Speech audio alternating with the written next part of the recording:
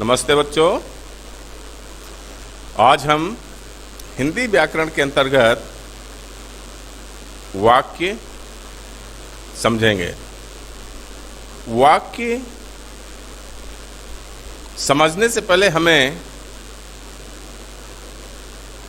पूर्व में जाना पड़ेगा। जैसा कि हमने पहले शब्द, वर्ण, पदबंध, इन सब तथ्यों को हमने जाना। वर्ण मिल करके शब्द की रचना करते हैं और शब्द मिलकर के किसी वाक्य की रचना करते हैं। तो आज हम वाक्य के अंतर्गत सबसे पहले वाक्य की परिभाषा को जानेंगे। वाक्य शब्दों के सार्थक समूह को वाक्य कहते हैं। जहां पर शब्दों का सार्थक समूह होता है उसे हम वाक्य कहते हैं। जैसे राम राम राम राम राम राम राम।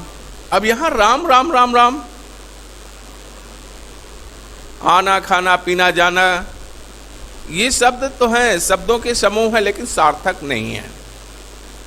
और सार्थक नहीं है तो इस कारण से हम इनको वाक्य नहीं कह सकते। राम स्कूल जाता है, यह वाक्य सही है क्योंकि यहां पर वाक्यों का एक सार्थक समूह है। व्याकरणिक नियमों के अनुसार शब्दों के सार्थक मेल को, सार्थक समूह को वाक्य कहते हैं। वाक्य के तत्व, वाक्य के क्या तत्व होते हैं? वाक्य के तत्वों को हम जानने से पहले ये समझ लें कि वाक्य के कौन कौन से तत्व हैं। पहला, सार्थकता, योग्यता एवं सामर्थ्य और क्रमबद्धता, यानी कि क्रमबद्धता शब्दों का एक सही क्रम में होना,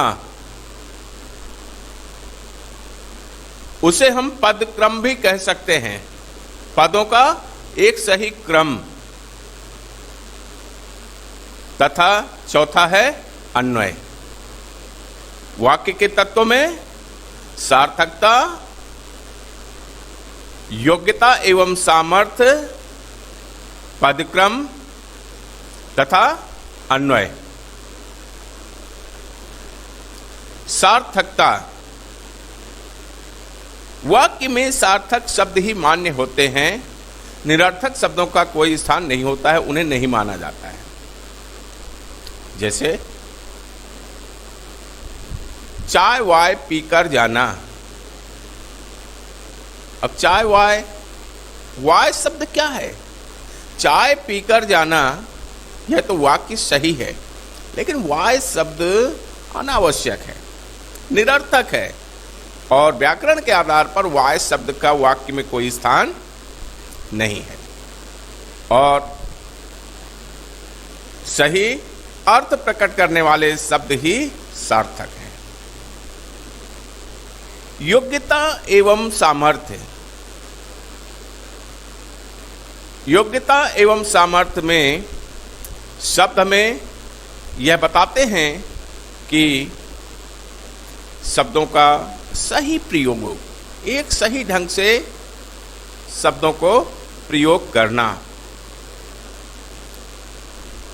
जैसे मैं पानी खाता हूं,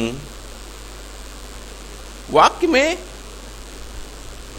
पानी के साथ में पीता हूं सही होगा, खाना के साथ में, भोजन के साथ में खाना सही होगा, लेकिन पानी के साथ में खाता शब्द योग्यता की सामर्थ्य नहीं रखता, अयोग्य है।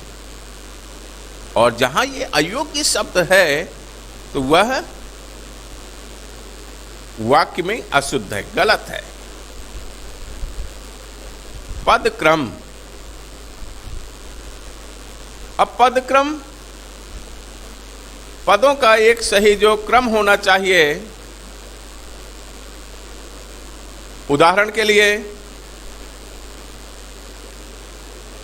जाऊंगा मैं शाम को देखने पिक्चर, शब्दों का सही क्रम नहीं है। और शब्दों का जब सही क्रम नहीं है तो उसका कोई सही अर्थ स्पष्ट नहीं होता है। मैं शाम को पिक्चर देखने जाऊंगा, इस वाक्य में सारे पदों का एक क्रम है, क्रमबद्धता है, उसमें सही ढंग से उनका उपयोग किया गया है जिन्हें हम समझ सकते हैं। तो वाक्य के तत्वों में क्या है? पद क्रम आवश्यक है। अन्वय, अन्वय कर्ता के साथ में क्रिया, वचन आदि का सही उपयोग होना आवश्यक है। जैसे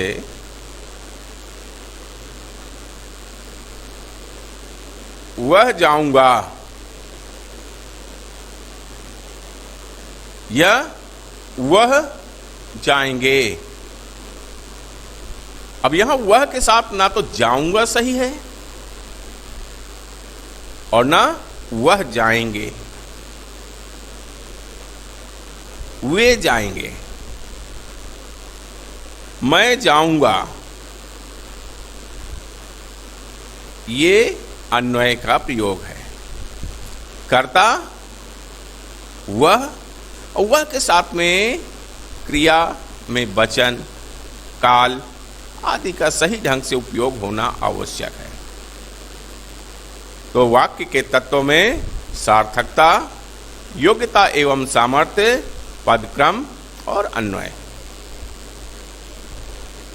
इसके बाद वाक्य के अंग। वाक्य के दो अंग होते हैं, उद्देश्य और विधेय। उद्देश्य और विधेय। राम पुस्तक पढ़ता है, राम क्या है? उद्देश्य। पुस्तक पढ़ता है, विधेय। तो जहां पर किसी वाक्य में उद्देश्य और विधेय यह सही क्रम में सही ढंग से होते हैं तो वाक्य का सही अर्थ स्पष्ट होना संभव होता है। वाक्य के प्रकार, वाक्य भेद। वाक्यों को हम दो भागों में विभाजित करते हैं, अर्थ के आधार पर और रचना के आधार पर। अर्थ के आधार पर जैसे कि वह हमारे वाक्य का जो अर्थ निकलता है, हमारे वाक्य का जो अर्थ स्पष्ट होता है। जैसे तुम क्या कर रहे हो, प्रश्नवाचक, प्रश्न पूछा जा रहा है। अरे क्या हो गया, इसमें आश्चर्यबोधक। शायद वह आएगा, अनिश्चयबोधक। तो इस तरह से हम देखते हैं कि अर्थ के आधार पर वाक्य के प्रयोग कई हैं, लेकिन हम इन पर विचार इसलिए नहीं कर रहे हैं क्योंकि यह हमारे पाठ्यक्रम का हिस्सा नहीं है। रचना की दृष्टि से वाक्य को तीन भागों में विभाजित किया गया है, सरल वाक्य, संयुक्त वाक्य और मिश्र वाक्य। सरल वाक्य वह वाक्य हैं जिनमें एक ही उद्देश्य और एक ही विधेय होता है, यानी एक ही उद्देश्य और एक ही विधेय होता है, उसे सरल वाक्य कहते हैं। जैसे राम पुस्तक पढ़ता है, राम उद्देश्य है, पुस्तक पढ़ता है विधेय। मेरे पहुंचते ही गाड़ी चली गई, मेरे पहुंचते ही गाड़ी चली गई, यह सरल वाक्य है।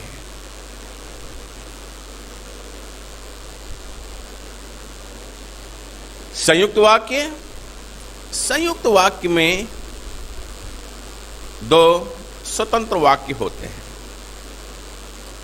दो वाक्य होते हैं जो अपने आप में स्वतंत्र होते हैं और समानाधिकरण योजक के द्वारा दोनों वाक्य जुड़े होते हैं। जैसे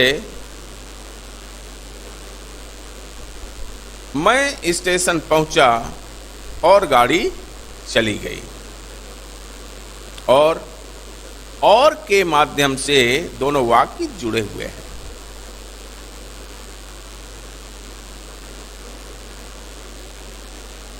मैं स्कूल जाता हूं और वहां पढ़ता हूं। तो इस तरह से हमें यह ध्यान रखना है कि संयुक्त वाक्य में समानाधिकरण योजक के माध्यम से दोनों वाक्य जुड़े होते हैं। मिश्र वाक्य, मिश्र वाक्य में एक प्रधान वाक्य होता है और एक या एक से अधिक उपवाक्य होते हैं, और यह व्याधिकरण योजक के माध्यम से आपस में जुड़े होते हैं। अर्थात हम कहें कि जब हम पहले वाक्य को बोलते हैं तो पहले वाक्य का मतलब दूसरे वाक्य के बिना पूरा नहीं होता। दूसरे वाक्य पर उसका आशय निर्भर रहता है। यह उपवाक्य मुख्य वाक्य पर निर्भर होते हैं।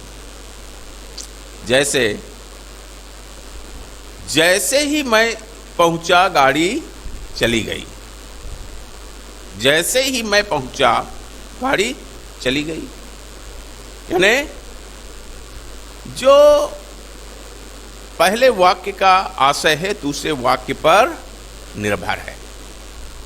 और जैसे ही ये शब्द हमें बता रहा है कि व्याधिकरण योजक है। तो इस तरह से मिश्र वाक्य में एक मुख्य वाक्य होता है और एक या एक से अधिक उपवाक्य होते हैं जो मुख्य वाक्य पर निर्भर होते हैं। इस तरह वाक्य क्या है, वाक्य के तत्व क्या हैं, सार्थकता, योग्यता एवं सामर्थ्य, पदक्रम, अन्वय, वाक्य के अंग, उद्देश्य और विधेय, वाक्य के प्रकार, सरल, संयुक्त और मिश्र।